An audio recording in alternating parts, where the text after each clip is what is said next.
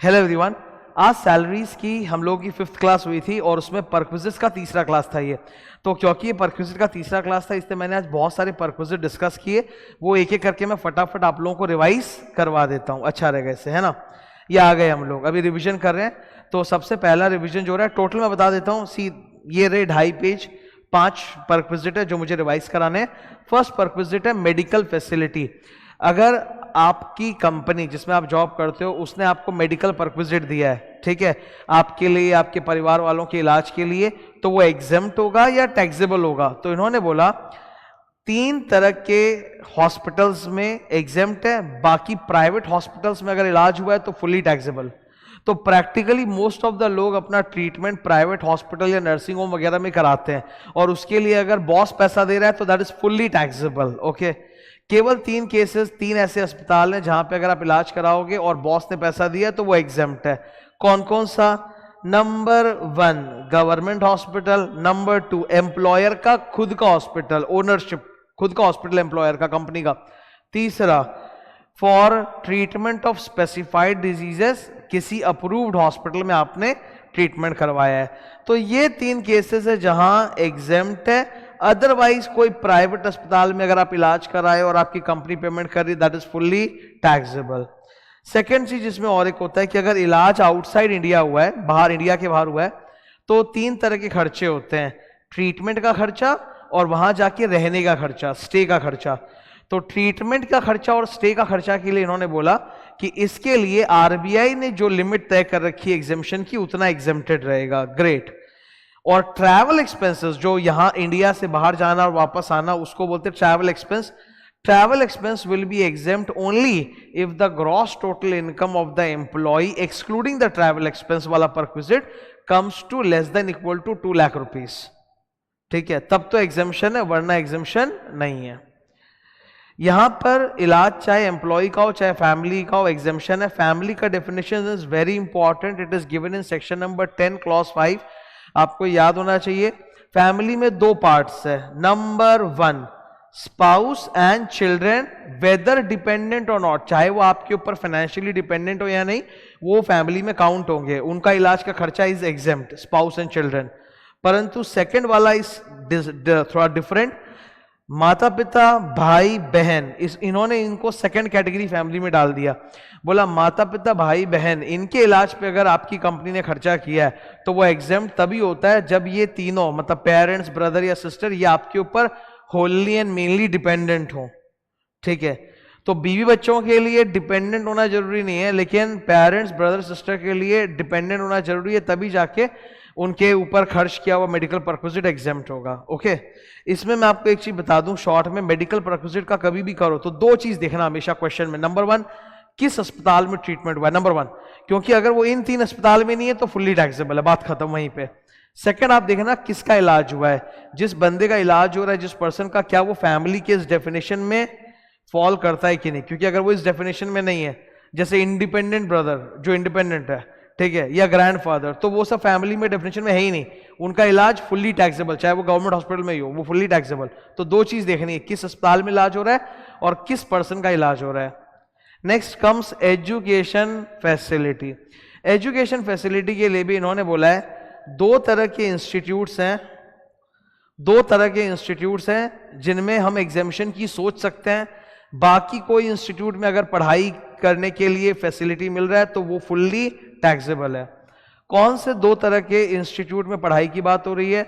या तो कंपनी का, मतलब एम्प्लॉयर का खुद का एक स्कूल है, उसमें पढ़ाई की बात हो रही है, या फिर कंपनी का किसी दूसरे स्कूल के साथ टाई अप है।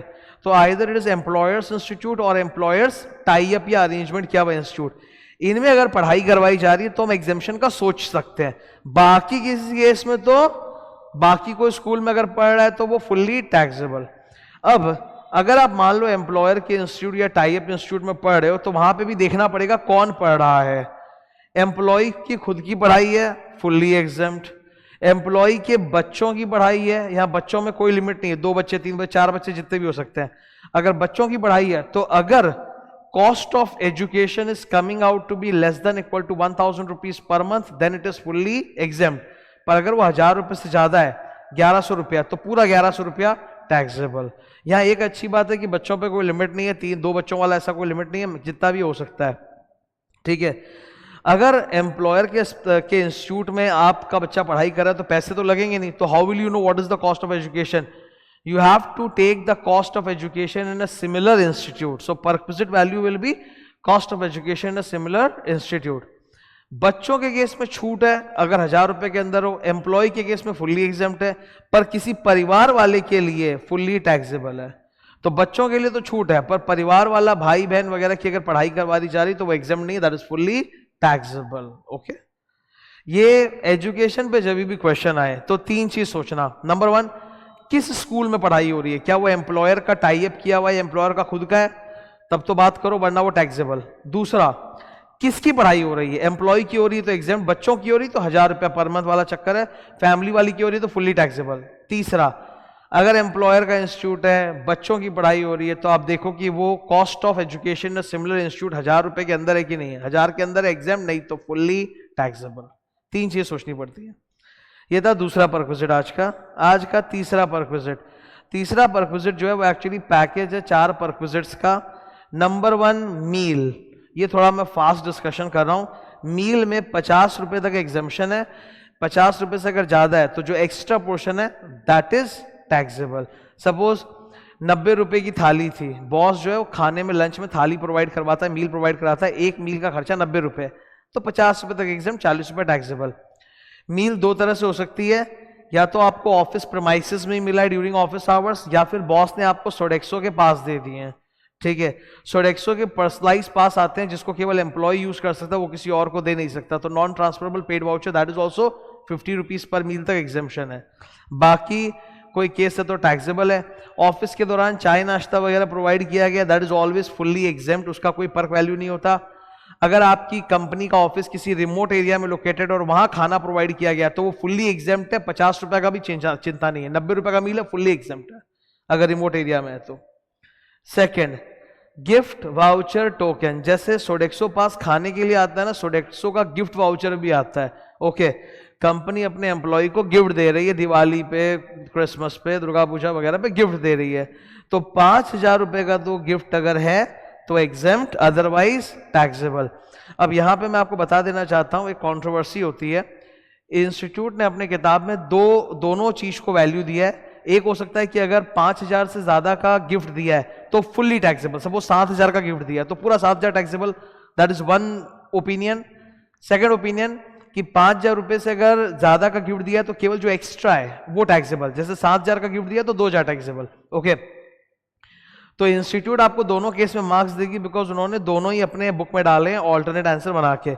लेकिन इसके ऊपर मैं आपको बता दूं कि देयर इज अ क्लैरिफिकेशन, और यहां पे गवर्नमेंट बोलता है, गवर्नमेंट का क्लैरिफिकेशन है कि जो एक्स्ट्रा पोर्शन है ना केवल वही टैक्सेबल होगा। यानी अगर 7000 का गिफ्ट दिया तो केवल 2000 टैक्सेबल होगा, तो हम लोग वही मान के चलेंगे, ठीक है, कि जो एक्स्ट्रा है वही टैक्सेबल है। थर्ड, पर्सनल यूज के लिए क्रेडिट कार्ड दिया है, क्रेडिट कार्ड पकड़ा के बोला जो खर्चा करना है करो, तो ये तो एग्जेम्पशन होगा ही नहीं, फुल्ली टैक्सेबल। चौथा, क्लब एक्सपेंसेस, कोई क्लब वगैरह जो होता है ना उसकी एक इनिशियल मेंबरशिप फीस होती है, उसके बाद उसकी एनुअल फीस होती है, आप उसके सर्विसेज यूज करोगे तो उसका अलग खर्चा होता है। क्लब के केस में मोस्टली इट इज टैक्सेबल, केवल एक केस है जब एग्जेम्प्ट है। अगर कंपनी अपने सारे एम्प्लॉइज को ही किसी क्लब का मेंबरशिप दिलवा रहा है और उसके लिए इनिशियल मेंबरशिप फीस पे किया है तो that is exempt. So initial fees for corporate club membership, initial fees for corporate club membership of all employees और ग्रुप ऑफ एम्प्लॉइज, वो केस है तो एग्जेम्प्ट, बाकी सब टैक्सेबल। ये अब हमारा चौथा परक्विजिट है, ईसॉप। कंपनी अगर एम्प्लॉय को ईसॉप का ऑप्शन दे रहा है तो ईसॉप तो आपको आज अनाउंस हुआ है, पर मिलेगा तो बहुत बाद में ना जब आप खरीदोगे, ठीक है, 1 साल या उससे ज्यादा के बाद। तो जिस दिन फाइनली एम्प्लॉय कंपनी का वो शेयर्स खरीदेगा उस दिन उन शेयर्स का जो फेयर मार्केट वैल्यू है माइनस एम्प्लॉय जो परचेज प्राइस दे रहा है जिसको हम लोग एक्सरसाइज प्राइस बोलते हैं, into the total number of shares, that is the perquisite value, ठीक है। जैसे कंपनी ने आज ईसॉप अनाउंस किया, आपको बोला कि आप 1 साल रुको उसके बाद आप ले सकते हो, तो 1.5 साल बाद आपने कंपनी के ईसॉप में शेयर्स खरीद लिए, जिस दिन आपने खरीदे उस दिन शेयर्स का फेयर मार्केट वैल्यू चल रहा था 500 रुपया, आपको सिर्फ 100 रुपया देके खरीदना है, that is the option given to you. तो 100 रुपया इज द एक्साइज प्राइस, तो आप 100 रुपये में शेयर खरीद रहे हो जिसकी कीमत 500 है, तो 400 का मुनाफा हुआ, यू हैव परचेज्ड 1000 शेयर्स, तो 400 इंटू 1000 4 लाख रुपया, that is your benefit, that is the perquisite value. यहाँ एग्जेम्पशन कुछ नहीं है, it is simply a formula for calculating the perquisite value. Sorry, fair market value निकालने के लिए इन्होंने बोल दिया कि जिस दिन एम्प्लॉई शेयर्स खरीदेगा उस दिन शेयर मार्केट में सुबह जो उसका ओपनिंग प्राइस था और शाम को जो क्लोजिंग प्राइस था उसका एवरेज ले लो। So fair market value is equal to average of opening and closing share price on the date of exercise of option by the employ. अगर दो स्टॉक एक्सचेंज पे लिस्टेड है कंपनी का share, तो वो वाला लीजिए जिसमें कंपनी के शेयर्स का ट्रेडिंग ज्यादा होता हो। Last perquisite that we discuss today was interest free loan. आप अपने कंपनी से ही लोन लिए हो, कोई पर्पस के लिए घर बनवाना होगा, गाड़ी खरीदनी होगी, बच्चों की पढ़ाई, किसी की बीमारी, वॉट एवर रीजन, तो आपने अपने कंपनी से लोन लिया है। इसके फायदे क्या है? आपकी कंपनी मतलब जो आपका एम्प्लॉयर है, या तो वो आपसे इंटरेस्ट लेगा ही नहीं, मतलब आप बैंक से लेते तो ब्याज लगता है, बॉस से लोगे तो ब्याज नहीं लगेगा। तो loan is not the perquisite, please understand, loan perquisite नहीं है, क्योंकि लोन तो आप चुका दोगे, कंपनी ने आपको लोन दिया, बाद में चुका दोगे, ठीक है। Loan is not the perquisite but the interest that you have saved, क्योंकि बैंक से लेते तो ब्याज लगता है ना, तो वो जो ब्याज आपका बचा ना वो बेनिफिट है, वही परक्विजिट वैल्यू है। ओके, सो सपोज एसबीआई का रेट ऑफ इंटरेस्ट चल रहा है 10% और कंपनी ने आपको बिना इंटरेस्ट के लोन दे दिया, तो आपका फायदा कितना हुआ? Principal into 10% into time. वो सिंपल इंटरेस्ट का फॉर्मूला जो सीखते थे ना, पीआरटी बाय 100, वही है।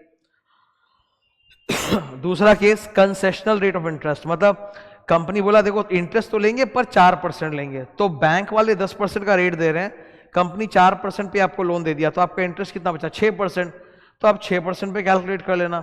यहाँ पे फॉर्मूला में हमें 3 चीज मल्टीप्लाई करनी पड़ती है, इसका मंथली कैलकुलेशन होता है, इंटरेस्ट का मंथली कैलकुलेशन होता है, तो हर महीने के एंड में 30 तारीख को जो लोन का बैलेंस है into SBI rate of interest at the beginning of the previous year minus interest if the company is charging into time, ठीक है, वैसे करके आप निकाल लोगे। ओके, 2 एग्जेम्पशन है महा इंपॉर्टेंट, पेटी लोन्स।